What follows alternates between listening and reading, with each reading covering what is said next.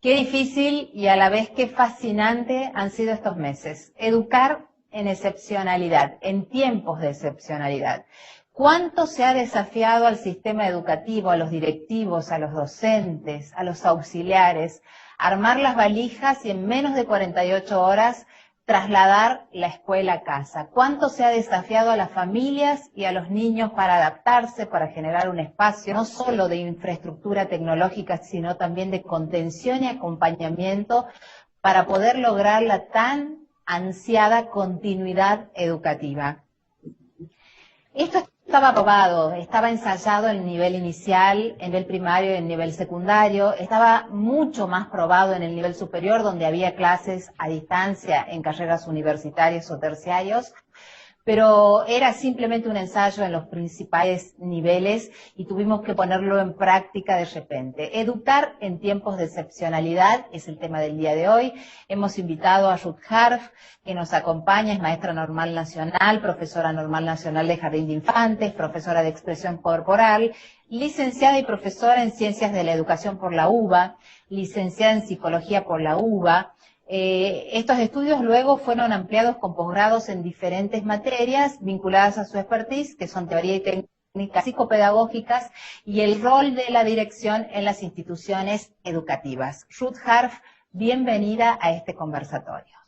Muchísimas gracias, un placer estar juntos nuevamente. Nuevamente, exactamente, un placer enorme el nuestro. También vamos a presentar a la madre Marta Elizabeth Romano, que es representante legal de los colegios Nuestra Señora del Huerto y San Antonio María Gianelli de Rosario, y es la anfitriona de este encuentro que comienza con un conversatorio y continúa con una capacitación a cargo de Ruth. Madre Marta, bienvenida y gracias por promover este espacio. Hola Ximena, muchas gracias a vos. Un gusto estar acá compartiendo con ustedes.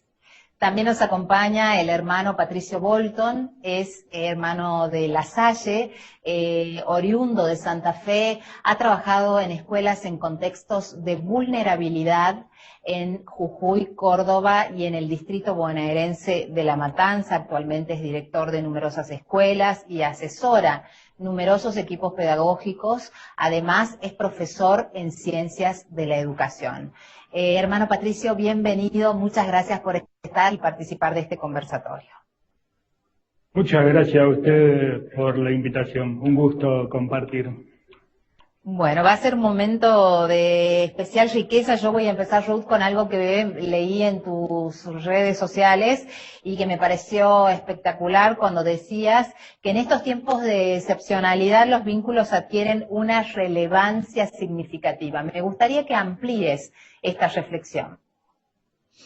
Primero, me agrada que uses el término tiempos de excepcionalidad, es algo que empecé a decir desde la primera semana. Pues yo planteo que las palabras no transmiten significados, sino que provocan significados. Y en este momento muy en especial, además provocan estados afectivos. Entonces yo hablo de etapas de habitualidad, no por hábitos, sino aquello a lo cual estamos habituados, y esta como una etapa de excepcionalidad, que de alguna manera nos nos habilita como para poder ir viendo qué es lo que puede estar sucediendo.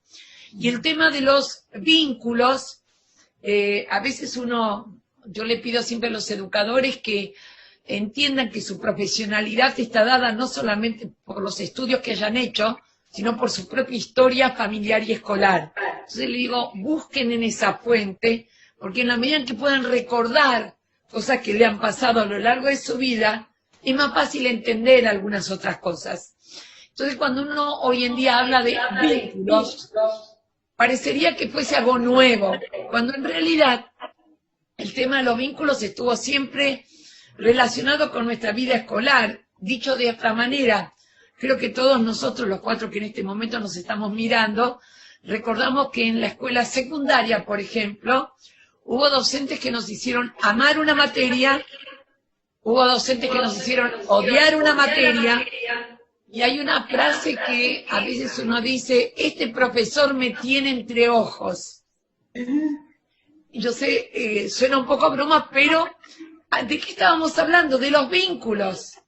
O sea, es algo muy importante a tener en cuenta, incluso Padre Patricio puede decir claramente cuando uno estudiaba en Ciencias de la Educación en Didáctica que hablaba de la tríada docente, alumno, contenidos, donde la relación entre los tres, estamos hablando de los vínculos. Entonces la pregunta es, los vínculos, ¿en qué medida se han modificado? Usamos la palabra vínculo porque implica que la educación siempre es un lugar de encuentro. Entonces nuestro gran desafío es cómo logramos esta modificación sin anular la posibilidad de los vínculos. Y lo que dejo a veces en claro muy fuertemente es, no son vínculos de amistad, no son vínculos de familia, no son vínculos terapéuticos, son vínculos educativos. En esta relación, por un lado, entre docentes y alumnos, pero también entre directivos y docentes, entre supervisores, inspectores y directivos, entre escuela y familia, entre padres y docentes, y donde insisto en que la frase que define estos vínculos es que el otro tiene que sentir que yo me ocupo y me preocupo por él y con él. Y esto en esta etapa de excepcionalidad, esto me preocupo y me ocupo por vos y con vos, se puso de manifiesto en la relación específica entre docentes y alumnos en dos pequeñas estadísticas interesantes. La primera fue que la cantidad de licencias que pidieron los docentes hasta septiembre, si era un 20 o un 30%, pasó a ser de un 3%. Inventada el número, pero no la idea. Y agregar a ello que en etapa de receso invernal o de vacaciones de invierno, infinidad de educadores en todos los roles pensaron claramente, no puedo dejar a mis alumnos sin tratar de estar en contacto con ellos. No para darles tareas, no para proponer actividades, sino que más que nunca se dieron cuenta que cuando ese vínculo es fuerte, cuando ese vínculo es de me ocupo y me preocupo, las ganas de aprender, no digo que estén garantizadas, pero se incrementan. Por supuesto. Además, y eso es un compromiso. Hemos visto denodados esfuerzos de docentes que sabían que sus alumnos no tenían conectividad ni la posibilidad de la infraestructura por hacer llegar los apuntes impresos a sus alumnos, por comunicarse con un grupo de WhatsApp barrial. En diferentes situaciones, no todas las escuelas han tenido el mismo acceso y esta situación de alguna manera ha marcado la brecha tecnológica entre algunos sectores y otros, pero sí ha dejado muy en claro quién es el docente que tiene pasión absoluta por la tarea que realiza. Y esto que vos lo estás refrendando con estadísticas me sorprende y me alienta de alguna manera, porque el vínculo es lo principal para que haya, el vínculo y la conexión emocional con el alumno es lo principal para lograr el aprendizaje. Vamos a consultarte, hermano Patricio, en una entrevista concedida al diario El Día, sostenías que la educación tiene que ser mediada, que siempre va a haber un adulto que enseña y un menor o adolescente que aprende, que siempre va a existir este encuentro, este vínculo del que hablábamos con Ruth. No hay posibilidad de que alguien se eduque sin la presencia del otro. ¿Qué aspectos de este vínculo de dependencia entre alumno y docente se han visto modificados por este tiempo de excepcionalidad?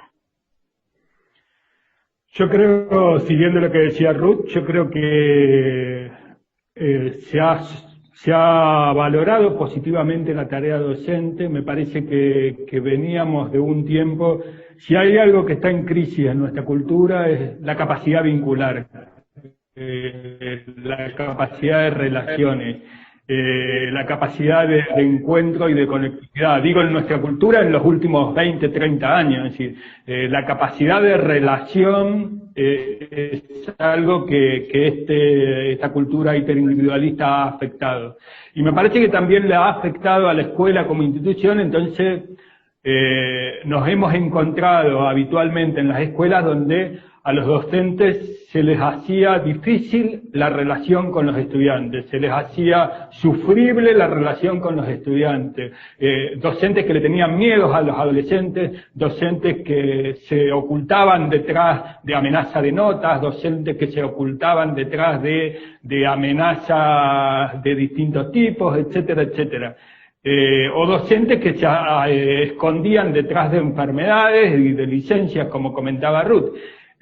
Me parece que si hay algo que se ha valorado socialmente y que el docente ha descubierto es: yo necesito estar presente para juntos construir un conocimiento.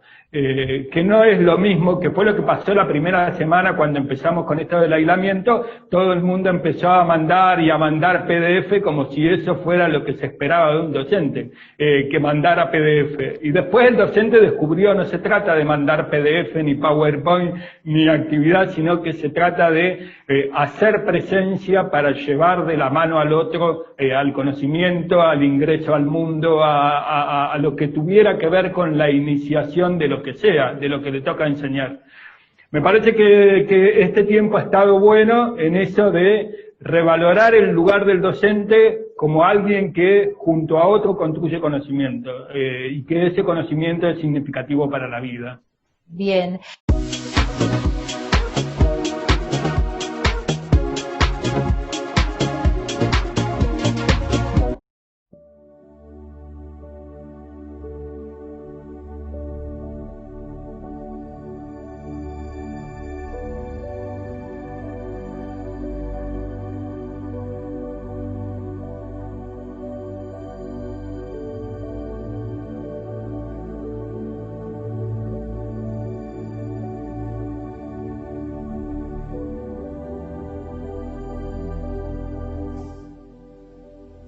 Hola, soy María José Esparajón y Pajusta. Tengo 31 años. Soy de San Miguel de Tucumán, donde nací. Tengo una hermana, Noelia, la mayor, y un hermano, Oscar, el menor. Mis padres, Liliana y Oscar. Mi mamá es docente, y las que me acompañó siempre. Mi papá falleció hace poco, pero siempre estuvieron presentes ante cada logro mío, por más pequeño que fuera. Para ellos era inmenso y lo festejaba con felicidad.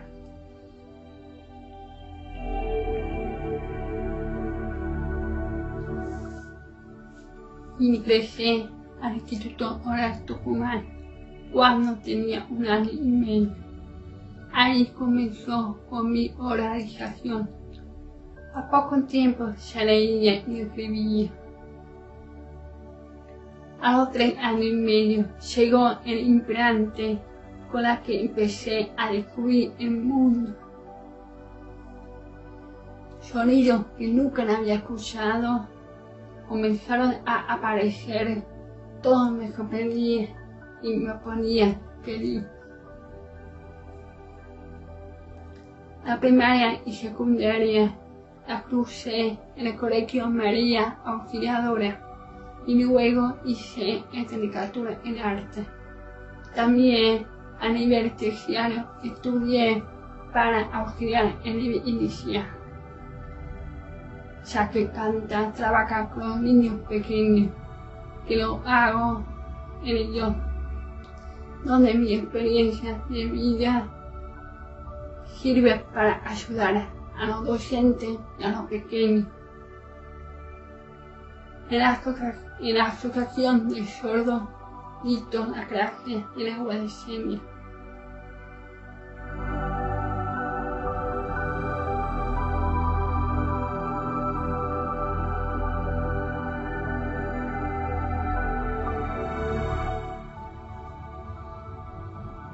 Desde pequeña me esforcé mucho para lograr mis metas. No fue fácil, pero tampoco imposible, y menos con la ayuda de mi familia, que siempre me apoyó en todo. Estoy reconfortada con lo que conseguí y sigo en el camino cada día más fortalecida, preparada para enfrentar desafíos y seguir superándome.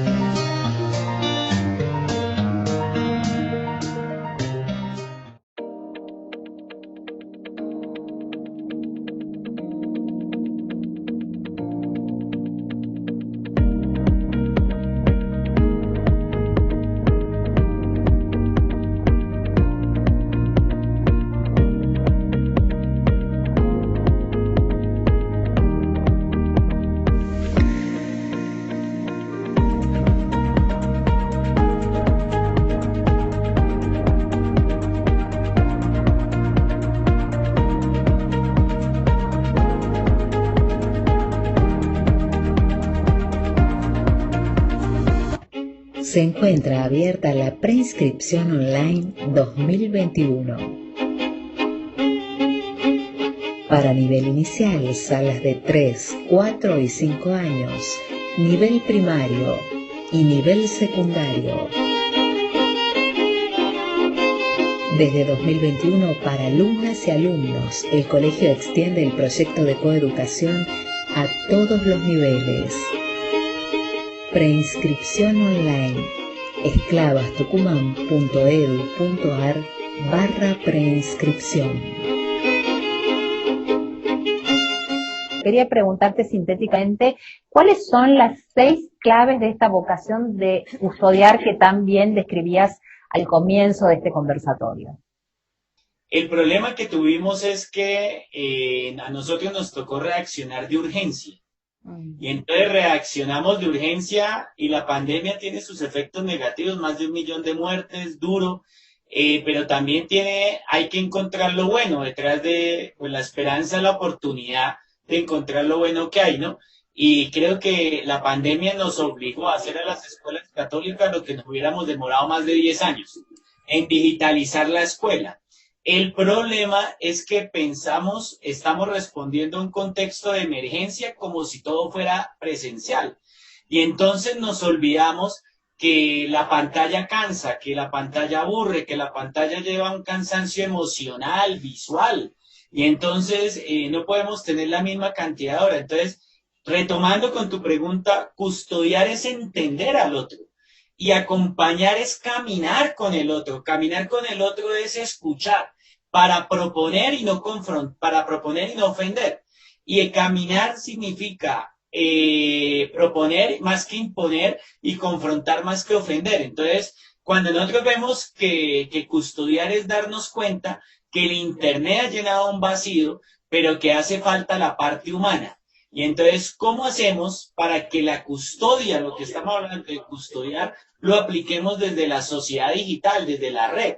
Y entonces, iniciemos clases preguntando a los niños cómo están, cómo se encuentran, que compartamos en la red un sentimiento, una emoción, que sepamos también dar cuenta, entender las imágenes. Ahora que los niños y jóvenes han abierto sus casas, todos hemos abierto nuestras casas por tanta conferencia y tanto Zoom y tanto, que podamos entender la vida del otro, ¿sí? Y compartir también mi vida propia. Entonces, entender que en medio de este contexto también podemos custodiar, porque alguien dirá, pero en Internet, ¿qué vamos a poder hablar de vida espiritual? Pues se puede hacer mucha vida espiritual desde Internet.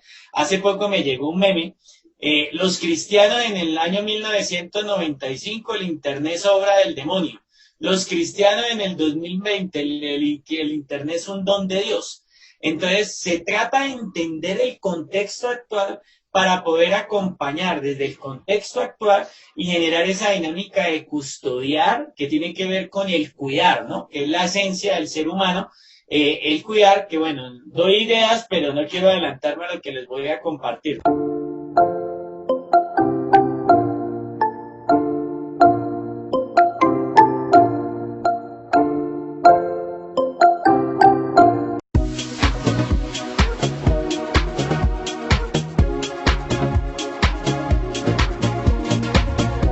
Marta, sabemos que estás como superiora y representante legal de 3 comunidades educativas en Rosario, de una población de más de 1000 alumnos y de más de 250 docentes, por decirlo de alguna manera. ¿Cuáles son a tus criterios las claves que han marcado la realidad educativa en estos tiempos de excepcionalidad? Yo creo que no existe una clave exacta, ¿no? Porque son precisamente tiempos difíciles y complejos y también diversos. Si pudiera decir una clave es no desanimarse, ¿no? Y no morir en el intento, ¿no? Estamos, a veces uno de los riesgos que podemos tender es ir a la desesperación, ¿no? A tomar lo que sea y dar lo que decía recién Patricio, no pensar no proyectar este tiempo con esta realidad concreta, poner todo lo que está a nuestro alcance al servicio de lo que yo soy, ¿no? De esta pasión por educar. Sí puedo compartirte algunos pasos que fuimos asumiendo con con el equipo directivo, pasos concretos desde la actitud de liderazgo, desde la actitud de poder acompañar a los docentes, brindando alguna estrategia, estudiándolo, unificando criterios más que nada, ¿no? Determinar algunas propuestas, prioridades y la forma de acompañamiento que íbamos a tener. Esto fue, en primer momento, ante esta realidad confusa, fue algo muy discutido, muy trabajado también. Pero fue valioso en las respuestas y en la misma creatividad ante las diferentes propuestas que nosotros íbamos brindando.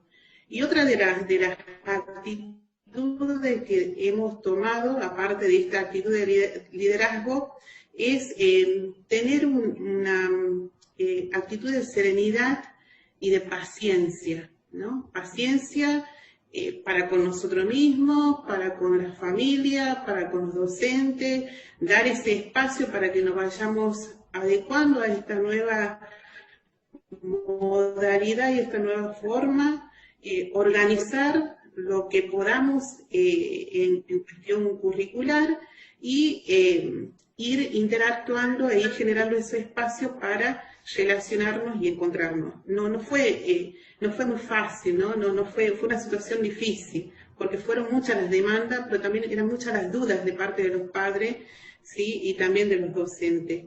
Yo creo que uno como institución da lo mejor y todo lo que tiene para el servicio, ¿no? de los con errores, seguramente, pero también con muchas riquezas, que también es un tiempo propicio en donde podemos descubrir muchas riquezas dentro de nuestras instituciones.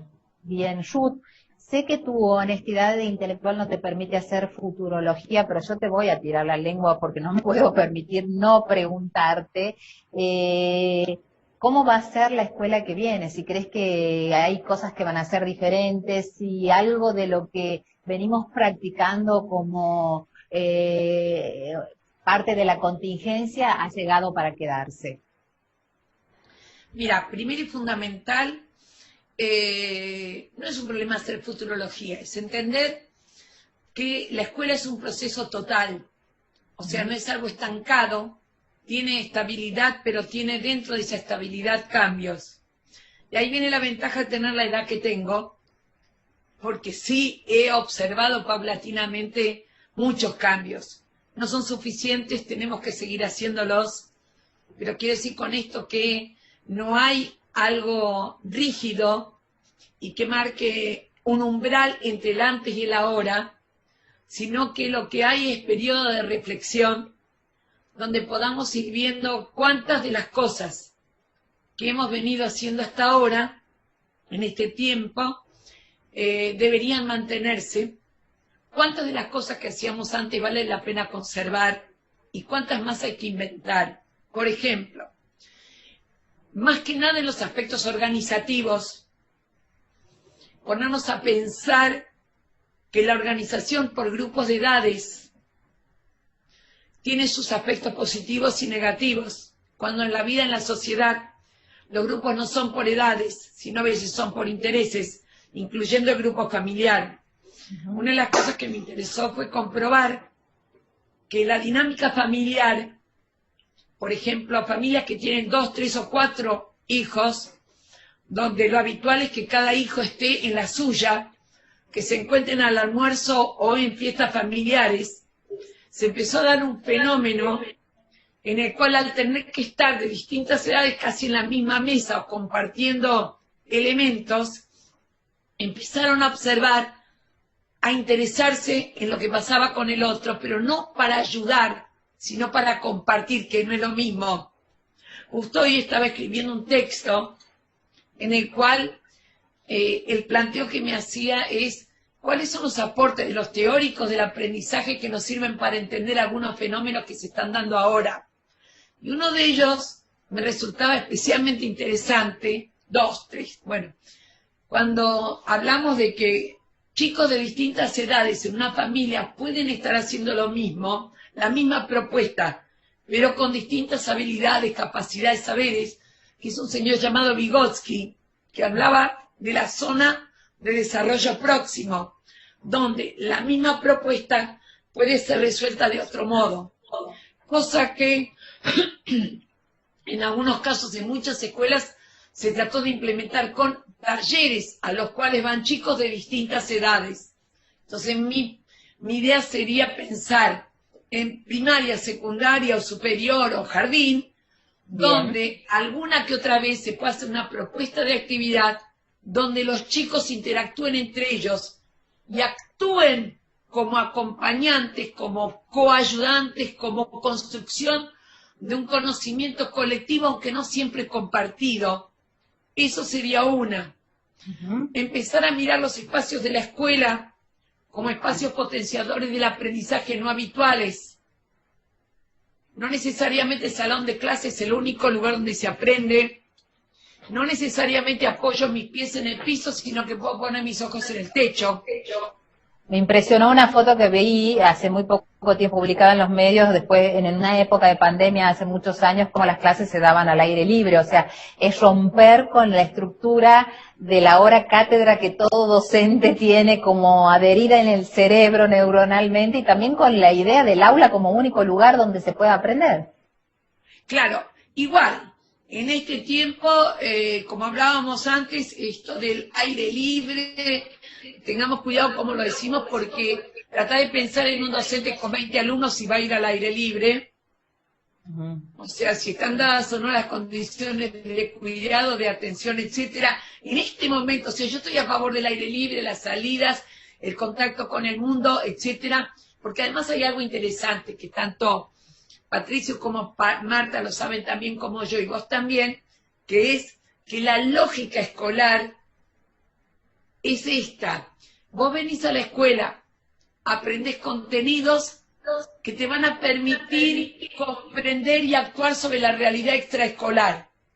Y esa lógica curricular ahora se dio vuelta. En la realidad extraescolar ya están.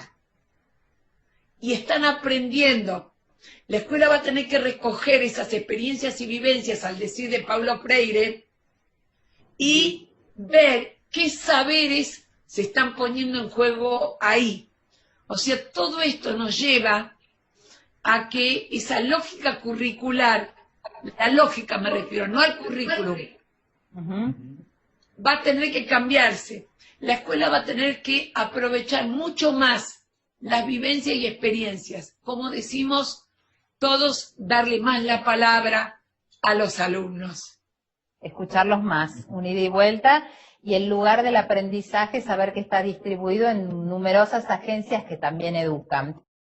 Madre Marta, creo que el desafío de los últimos meses también ha tenido que ver poder acompañar a los docentes, que muchas veces se han sentido vulnerables y expuestos por esta cuestión de que estaban acostumbrados a manejar su clase en un aula con los niños sentados y tuvieron que exponerse a las nuevas tecnologías. Y no es lo mismo equivocarse frente a una cámara de Zoom que equivocarse en la clase. No es lo mismo hacer callar a un niño mediatizado por un programa de videollamada que hacerlo en el contexto de la clase. ¿Cómo han acompañado? ¿Cuál es su reflexión acerca del acompañamiento docente que han realizado desde el colegio?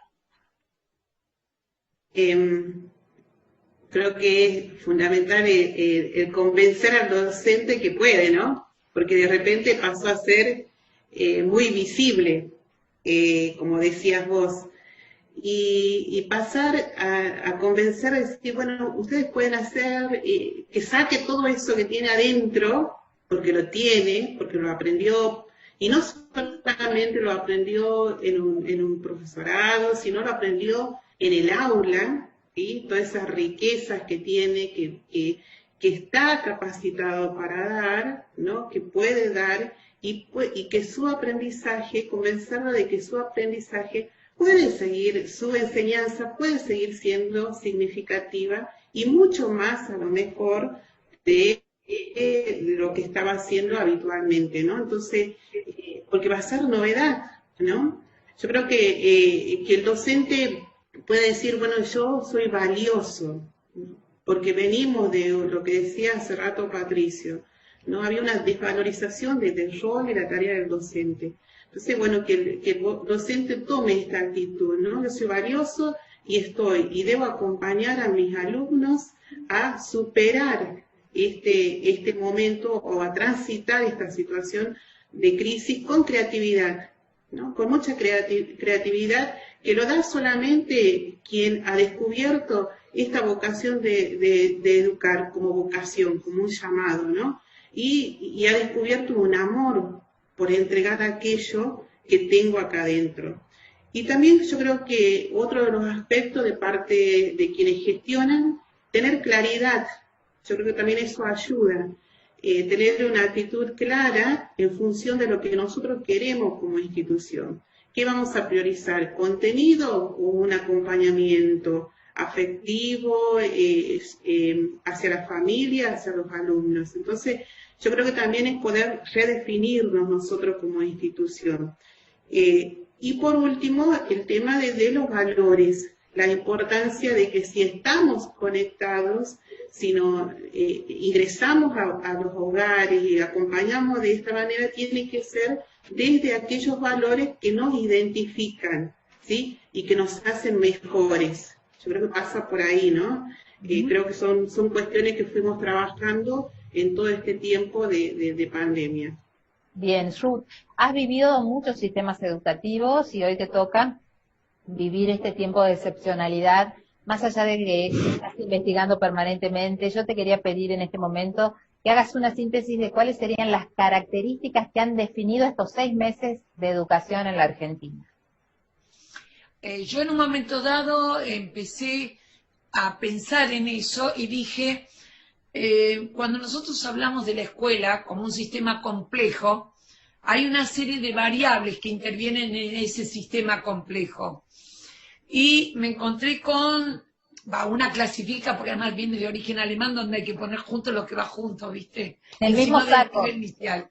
Entonces hablé de lo que denominé las variables contextuales, cómo cambiaron, y las variables didáctico-curriculares, cómo cambiaron.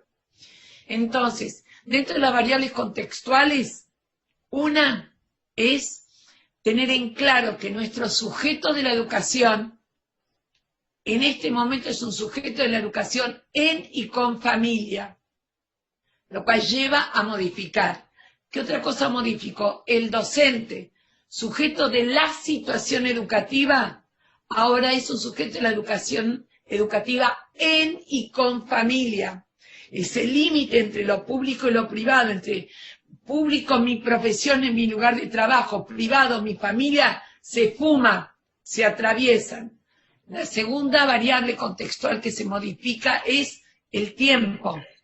Nosotros estamos acostumbrados a compartir tiempos.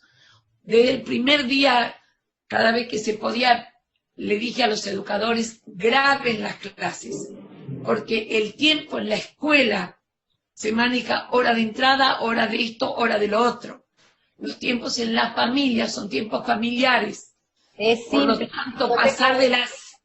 un celular y lo tengo que prestar a mi hermanito que tiene la clase al mismo tiempo. Ahora llego a eso. Por eso digo, las contextuales las digo por separadas, pero van juntas. Por eso pedimos que se maneje más la asincronía y no la sincronía, porque no sabemos cómo se maneja la agenda familiar. Bien. La otra es la variable espacial. El espacio, o sea, el lugar, ahora es compartido y competido. Ahora me toca a mí, ahora te toca a vos. Y además del espacio son los objetos. Dentro de los objetos, los concretos y los no concretos.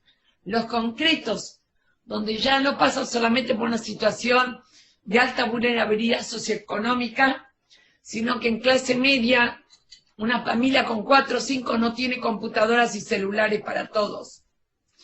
Y dentro de los objetos no concretos, la conectividad se ha transformado en una situación de alta intervención, donde vos hablabas de, se buscaron otros modos, por ejemplo, la que llamo carrera de postas. Yo conozco a alguien que vive a 2 cuadras de otro, que vive a 3 cuadras de otro. Esas son las variables contextuales que se modificaron. Se llaman variables porque varían. Según el sujeto tengo, espacio tengo, tiempo tengo, en un lugar y en otro, pero variaron. Y las otras que variaron son las didáctico-curriculares. O sea, cuando el docente está en la escuela y planifica, generalmente la primer pregunta que surge es ¿y qué contenido enseño ahora? Y la segunda pregunta que surge es ¿mediante qué actividad voy a enseñar este contenido en el ámbito escolar? Y la tercera pregunta es ¿y cómo evalúo? Ahora hay que priorizar otra pregunta. ¿Cuáles son los metas, objetivos y expectativas de logro? Porque cuando hablamos de los objetivos que nos hemos planteado, llámalo objetivo, expectativa, competencia, como quieras. Y entonces cuando ponemos la mirada en los objetivos, decimos, ese objetivo en este momento puede ser alcanzado por otras actividades con otros contenidos y evaluados de otro modo. Pero los objetivos y metas son irrenunciables, especialmente los que tienen que ver con lo actitudinal, lo ético, ideológico y con los sistemas de valores. Entonces la cuestión es que lo dimos por sentado y ahora hay que mirarlos más. Falta en la relación entre escuela y familia, a veces no solamente de darle la consigna, no solamente decirles el contenido, sino decirles cuál es el objetivo. Porque ese grupo familiar puede decir, si ese es el objetivo, lo puedo alcanzar en casa con esta otra actividad. Docentes que tomen conciencia, que las actividades son medios, no fines. Exactamente, qué difícil que es. Estos son ejemplos de lo que yo llamo tu pregunta, ¿qué se diferencia? Estas son las diferencias. Bien.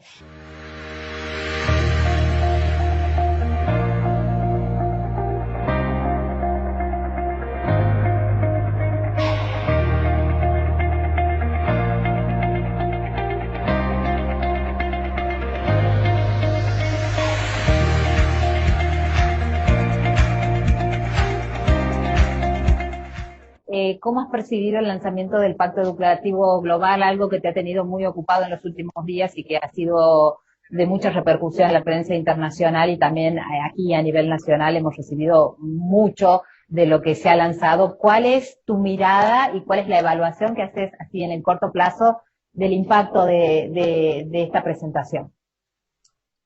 Bueno, obviamente es algo muy mediático, ¿no? Desde el año pasado se nos hablaba del Pacto Educativo. El pacto educativo es algo que Francisco desde Argentina lo ha propuesto, es que la sociedad, la familia, la escuela, la relación está rota, cada uno anda por su lado, ¿sí? Entonces la escuela está sola, no contamos a veces con los padres, a veces a la sociedad no le importa la educación, a los políticos no le importa la educación porque la educación es de proceso y algo a largo plazo. Y al político le interesa más un puente porque lo inaugura en un año y gana voto. En cambio, la educación se verán los resultados 10 a 20 años. Sí, entonces es reconstruir ese pacto. Fue muy mediático y todo el mundo se esperaba algo y fue un discurso del Papa. Fue un discurso del Papa donde nos llama a comprometernos todos por la educación, a superar la fragmentación, la división y a construir una sociedad más humana. ¿Sí?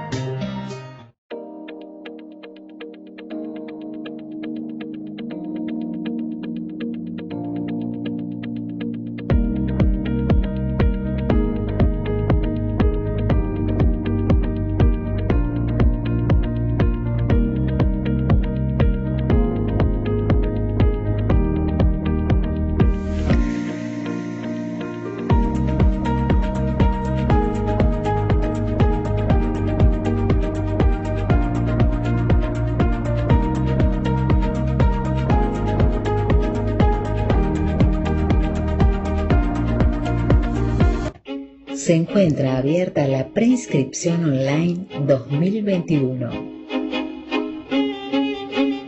Para nivel inicial, salas de 3, 4 y 5 años, nivel primario y nivel secundario. Desde 2021, para alumnas y alumnos, el colegio extiende el proyecto de coeducación a todos los niveles.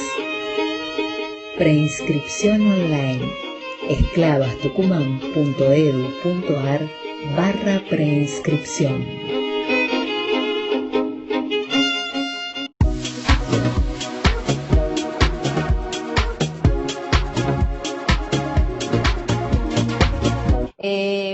Patricio, ¿vos opinás que el uso de las TIC en el ámbito educativo, en un contexto donde estos artefactos también pueden ser alienantes, es conflictivo? Y de aquí viene la desarticulación, esto que planteaba Ruth, entre lo público y lo privado. Docentes, por un lado, que se vieron expuestos porque no están acostumbrados a las cámaras, a que se escuche su voz grabada, a todo lo que implica de pronto ser una suerte de youtuber o de actor, como dicen algunos docentes, o me transformé ahora en TikToker. ¿Cómo analizás esta desarticulación? Que les pasó también a las familias que no querían dejar entrar tanta escuela a la casa entre lo público y lo privado.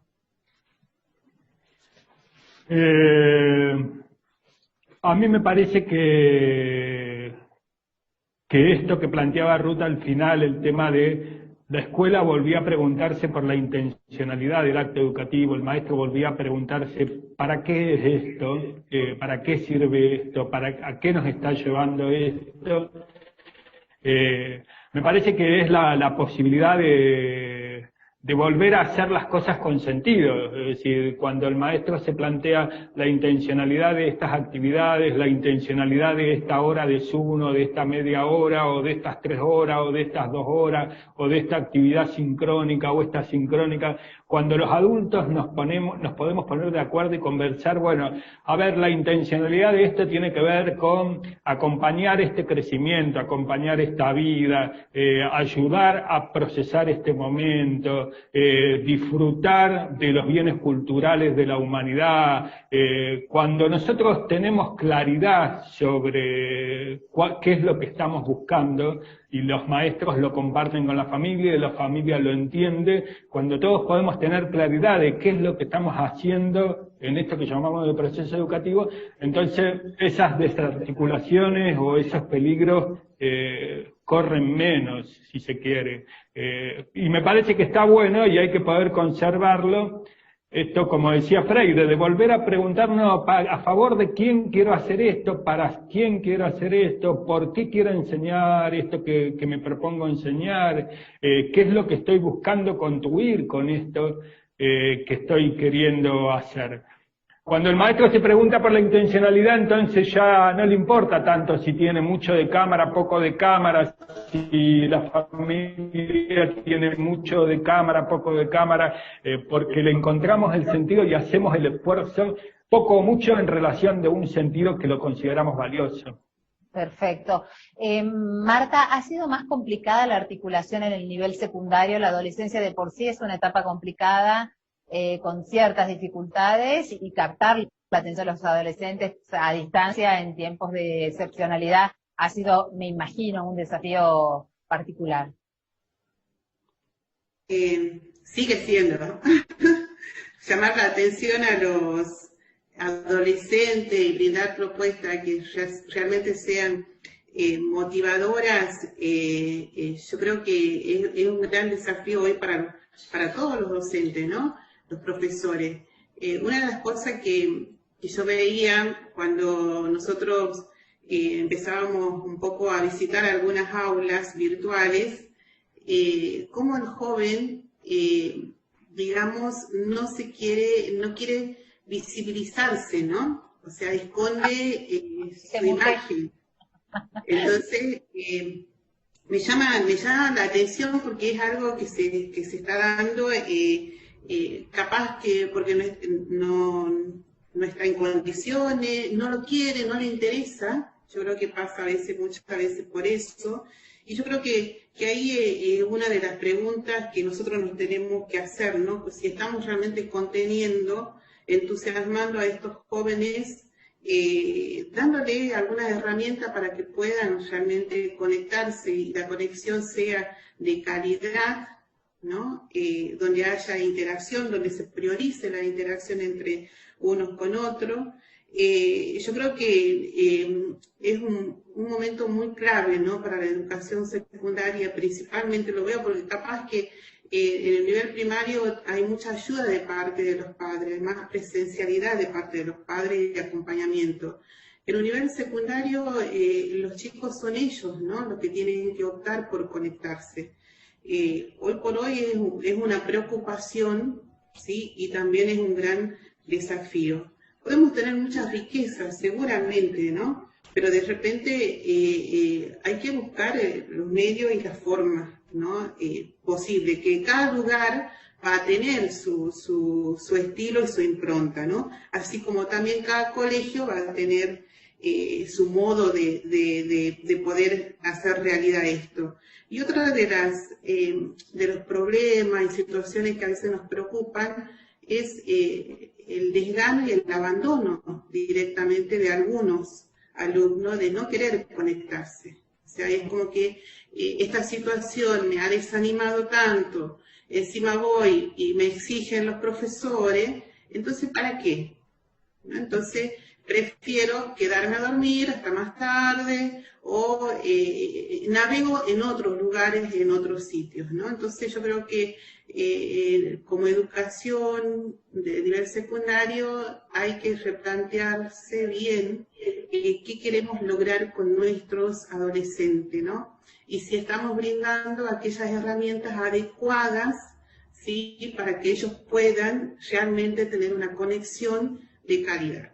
Bien, hemos llegado al final del conversatorio. Vamos a dejar a Ruth con sus docentes del Colegio San Antonio María Gianelli y Nuestra Señora del Huerto de Rosario, con una capacitación, con el PowerPoint y todo lo que ella siempre tiene preparado, con su expertise. Pero les pido una reflexión final para cerrar este conversatorio en la despedida.